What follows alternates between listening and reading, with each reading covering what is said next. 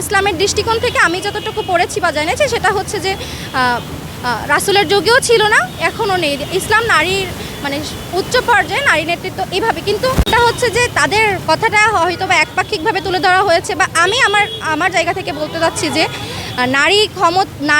নারীর ক্ষমতায়ন বলতে, আর হ্যাঁ, যদিও একটা বিষয় ক্লিয়ার করে নিতে চাই যে আমি যতটা শুনেছি তাদের ব্যাপারটা ছিল তাদের দলীয় আমির হতে পারবে কিনা এই ব্যাপারটা নিয়ে। তো এই জায়গা থেকে ইসলামের দৃষ্টিকোণ থেকে আমি যতটুকু পড়েছি বা জেনেছি সেটা হচ্ছে যে রাসূলের যুগেও ছিল না, এখনও নেই। ইসলাম নারীর মানে উচ্চ পর্যায়ে নারী নেতৃত্ব এইভাবে, কিন্তু আমাদের কনসার্ন বা তাদের কনসার্ন যেটা দেখেছি সেটা হচ্ছে উইমেন এম্পাওয়ারমেন্ট হবে কিনা, নারীর ন্যায্যতা আসবে কিনা। যেখানে আমাদের সমাজে নারীর ন্যায্যতাই নেই সেখানে নারীকে আমরা আমির হিসেবে দেখতে পাই, বা যারা এই বিষয়টা প্রচার করছে এটা আসলে তাদের নির্দিষ্ট একটা রাজনৈতিক এজেন্ডা বাস্তবায়ন ছাড়া অন্য কিছুই নয়। সর্বোপরি বলতে চাই যে নারী ইস্যুতে হচ্ছে মানে নারীদের স্বাধীনতা নিশ্চিত করতে হবে, এবং নারী যত সেফটি পাবে তারা তত রাজনৈতিক অঙ্গনে বেশি সোচ্চার হবে।